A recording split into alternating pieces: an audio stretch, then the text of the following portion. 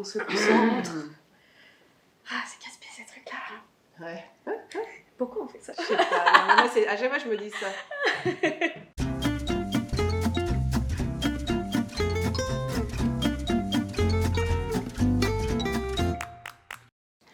On se retrouve aujourd'hui avec Véronique Prugnot pour le 2e numéro des Plans sur la comète qui est dédié à la thématique du genre et de la photographie.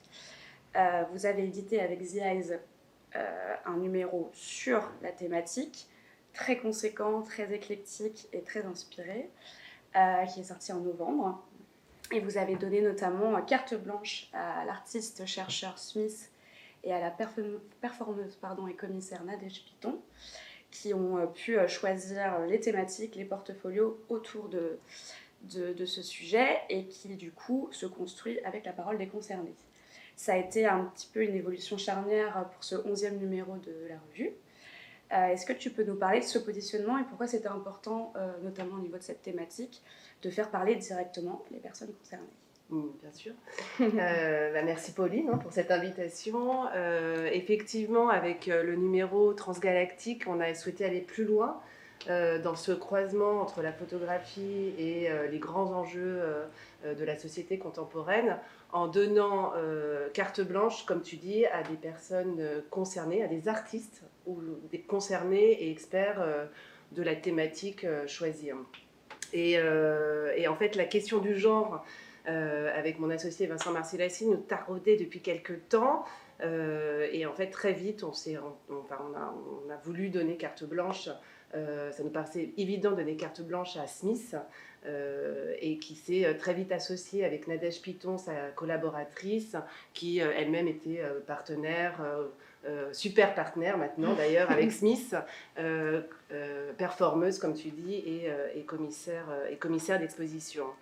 Et en fait, au fil des discussions, le sujet du genre s'est affiné. Et en fait, Smith et Nadège ont souhaité se concentrer sur la question de la transidentité et de la représentation de cette transformation. Donc notre position, tu parlais de position, elle est simple. En fait, on se pose à la place du lecteur. On part du principe qu'on ignore presque tout sur ces questions, on veut en savoir plus, mais de façon accessible. Et c'est vraiment dans ce sens que les témoignages de Smith et de Nadège Piton permettent justement d'aborder ces questions sur la forme du récit, de l'intime et du vécu. On a voulu vraiment apporter un objet, en fait, un livre, un contenu qui nous plairait, en fait, qui nous paraîtrait accessible pour tous, pour les lecteurs curieux comme nous ou intéressés par ces questions. Et je crois vraiment, comme tu dis, que cet alliage entre l'intime et le théorique fonctionne vraiment avec pertinence dans ce numéro. Complètement. Il y a même par exemple un petit lexique pour bien comprendre les enjeux, les termes, ne pas mégenrer ou mal utiliser un mot qui porte parfois une histoire qui est compliquée pour les personnes qui transitionnent. Bien sûr. Il y a eu des évolutions donc, en termes de positionnement, mais aussi en termes de format. Ceux qui connaissent les premiers numéros, qui étaient d'extrême qualité également. Le format a réduit, plus tourné vers un livre avec une couverture et un soin, notamment au niveau de l'édition. On voulait vraiment, effectivement, faire un objet de qualité, donc toujours, mais sous la forme d'un livre. Être vraiment entre la revue et le livre, et sachant que c'est un numéro annuel, donc on est vraiment sur cette position un peu hybride de l'objet, de la revue, avec un contenu quand même dense, curatorial en fait. C'est vraiment, on pourrait en faire une exposition à travers ce livre en fait. Il faudrait presque. On aimerait bien, on appelle à des commissaires, des directeurs de festivals ou d'institutions qui voudraient bien, mais oui. C'est vraiment, il y a un gros travail fourni quand même derrière. Et donc donc c'est ce positionnement qu'on a souhaité à travers cet objet, et aussi une signature graphique très forte qu'a su réaliser vraiment avec brio Sarah Boris, notre directrice artistique.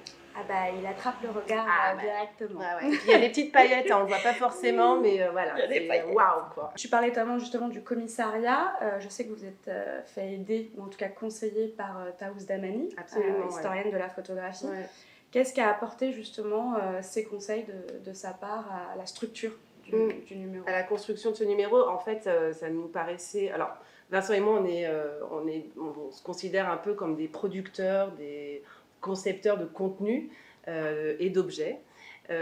Et en fait, c'est essentiel pour nous d'être entourés justement de penseurs, d'universitaires, d'historiens, de chercheurs pour vraiment quelque part parfaire, enfin en tout cas voilà, bien cadrer ce contenu. Et Taos, on s'est rencontrés à l'occasion du 10e numéro en fait, puisqu'on lui a proposé l'invitation, voilà, elle a pris en main le guest curating de ce numéro sur la thématique de la traversée.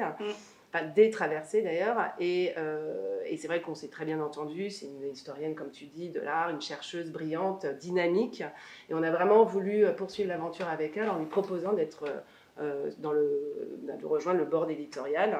Et voilà, et c'est vrai que pour nous c'est très précieux parce qu'on on a besoin, on a envie de s'entourer de personnes voilà, spécialisées aussi dans leur domaine de recherche. Ouais, c'est vraiment une approche collective en fait. Absolument. Ça a été compliqué, mais j'ai essayé de faire un ou deux choix de portfolio qui m'ont vraiment plu dans ce numéro.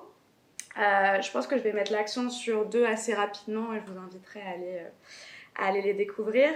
Celui de Gabriel Garcia Romo, j'espère que je dis bien son nom, qui est une série de portraits par ce photographe mexicain qui met en avant des personnes, des adelphes queer dans des compositions très lumineuses entre collage, tissage et qui remet au centre ces personnes dont la posture en plus est très fière, il y a un regard franc et autour de ces portraits il inscrit alors soit des poèmes, soit des auto-affirmations de ces personnes-là. Et je sais que quand j'ai découvert le numéro, j'ai beaucoup aimé ce côté rayonnant. Et il y aurait aussi celui de Sailor de la Jaquette, que je trouve particulièrement cool, où on retrouve en fait une communauté queer à Marseille qui se revendique et qui vit d'une manière, en tout cas le plus possible, antipatriarcale, qui remet en cause le capitalisme, le rapport au travail et donc le rapport aussi au genre, au corps, au désir. Et j'ai trouvé ça vraiment très tendre, très dans la résistance, mais dans le collectif, dans la communion. Et j'ai beaucoup aimé. Et c'est intéressant parce que Smith a découvert ce travail à travers les réseaux sociaux, en fait, pendant la construction de ce numéro. Donc, parce que les réseaux sociaux aussi ont vraiment leur importance dans la représentation aussi, l'affirmation de son identité. Je ne sais pas lesquels, toi, t'ont le plus étonné. Je n'avais pas envie que tu me la poses cette question. En fait, non, c'est dur parce que y en a, j'ai eu le coup de cœur direct, d'autres. J'ai vécu avec ces séries pendant des mois et il y en a que j'ai appris à les aimer, à mieux les comprendre parce que c'est pas forcément tout de suite évident. Je vais citer, en fait, je connaissais pas du tout évidemment le travail de Della Grace Volcano qui a fait un livre fondateur qui s'appelle Draking Book et que d'ailleurs qui a vraiment marqué aussi le parcours identitaire et artistique de Smith. Et d'ailleurs, Paul B. Preciado en parle et Nadège aussi. Enfin, vraiment, on sent que c'est vraiment un livre, une référence. Donc ça, c'était une belle découverte. Cassis aussi, qui documente en fait sa propre métamorphose, sa transformation à travers un travail sculptural. Et c'est assez étonnant. Et d'ailleurs, on peut le retrouver, son travail, dans l'exposition Masculinité, qui est initiée par Barbicane, qu'on peut voir bientôt aux Rencontres d'art. Et je vais terminer avec Annie Sprinkel, qui elle c'est détonnant, c'est une artiste assez incroyable qui a vraiment qui a créé un objet aujourd'hui culte à travers un jeu de cartes qui représente en fait des activistes féministes et c'est pionnière en fait. Aujourd'hui c'est un vrai objet de culte d'archives en fait. Des très beaux portfolios qu'il a été difficile de choisir. On vous invite évidemment à aller voir les autres et à aller découvrir tous ces merveilleux et merveilleuses artistes. Je crois que le prochain numéro de The Eyes est dans les tuyaux. Peux-tu nous en parler très rapidement? Alors vraiment très rapidement, on vient de l'annoncer, on a souhaité cette fois documenter un peu plus en fait la notion d'afropéanité, pardon, c'est-à-dire de l'identité noire en Europe. Sachant qu'en fait, pareil, une question qui nous intéressait, mais on n'avait pas grand-chose, on sentait qu'il manque des éléments.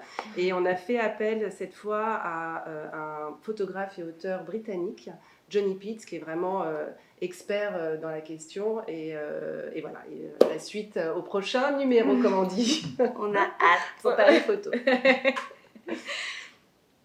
Dans la continuité de ce beau numéro, et avec la collaboration notamment de Smith, on a fait une petite sélection pour ouvrir encore sur la thématique et sur les nombreux formats qui peuvent exister et qui arrivent quand même à exister malgré un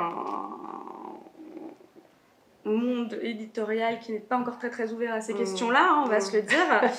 Et il m'a fait notamment découvrir cette très belle revue qui s'appelle Terrain Vague, qui se déclare elle-même revue borderline, qui investit les interstices et explore les lisières du genre, du féminisme, de l'art contemporain et de la culture pop. Donc on est quand même dans de la petite bombe, et avec un positionnement qui est hyper intéressant. C'est un format qui est un peu tabloïd, qui est journal, et qui se veut un petit peu justement entrer dans les codes de cette diffusion populaire, accessible, tout en étant un contenu super pointu, irrévérencieux, fait encore une fois par des personnes concernées. Quelques sujets comme la dernière butch, est-ce que le style camp est mort, ou notamment les photographies de Pierre Andréotti et Smith, qui étaient super. Enfin voilà, c'est beau, c'est pointu. On peut même accrocher après, c'est comme ça que ça se veut, sur tous les murs de tous vos amis et tous vos voisins. Donc voilà, une très belle découverte sur cette thématique. On peut trouver à la Comète. Qu'on peut trouver à la Comète, qu'on peut commander sur le site. C'est tout l'enjeu, de mettre en avant ces belles propositions. Dans un second temps, dans quelque chose d'un peu plus connu, Mauvais genre, de Sébastien Lifshitz. Absolument. J'ai toujours du mal à le dire. Qui a du coup chiné dans des brocantes sur internet des photographies anonymes, vernaculaires, de personnes au 19e siècle qui ont du coup revêtu les habits supposés du sexe opposé, et qui montrent, s'il le fallait, que les personnes qui ont troublé, qui ont questionné le genre existent depuis très longtemps. Et que la binarité du genre est quand même quelque chose de très construit, mais qu'on peut tout à fait exploser. Absolument. Merci, monsieur Lifshitz. Oui, tout à fait. Et c'est un beau travail de les avoir rassemblés et de montrer qu'elles font, même si les destins et les vécus des personnes sont tous très différents, que ces personnes ont existé. Absolument. Et dans une optique, alors là c'était un petit peu plus au niveau des archives, on a dans un troisième temps cette nouvelle somme qui vient de paraître, New Queer Photography, qui rassemble, je crois, 52 artistes contemporains et internationaux sur la question justement, en tout cas avec des travaux qui traitent de la fluidité des corps, des identités, des genres, et qui montrent la diversité et la richesse de tous les travaux qui sont en train d'être publiés, avec une certaine ouverture et une certaine possibilité dont on sent qui était moins possible avant. Et du coup, avec des formats que ce soit au smartphone, que ce soit à la chambre, que ce soit... Voilà, moi j'ai découvert plein de nouveaux travaux. Alors c'est marrant parce qu'il y a très peu de travaux communs avec justement ceux qu'on publie, mais il y a un portfolio de Laurence Philomène, artiste canadienne, qu'il faut suivre absolument. Ah mais carrément, vraiment. Et d'ailleurs ça a été l'un de mes coups de cœur dans celui-ci qu'on retrouve dans Transgalactique. J'ai aussi beaucoup aimé les travaux de Dustin Cherry, et Soraya Zaman, mais il y en a une diversité assez incroyable. Donc voilà, quelques pistes et une sélection qu'on vous a proposées dans la continuité de Transgalactique, que vous pourrez retrouver sur notre site, à la vente évidemment, en expédition, en retrait, et évidemment le Transgalactique. Merci beaucoup. Merci aussi à Smith, Nadège, Piton qui ont vraiment mis tout leur... vraiment leur cœur, leur trip dans ce numéro et qui se sont depuis associés en super partenaire et c'est vraiment un très beau projet collaboratif. Ah, et ça se sent. Et petite anecdote que j'aime beaucoup, c'est, je crois, Virginie Despentes qui a donné l'idée du titre Transgalactique, qui est absolument incroyable. Ouais, bravo, merci Virginie Despentes. On remercie toujours Virginie. Voilà.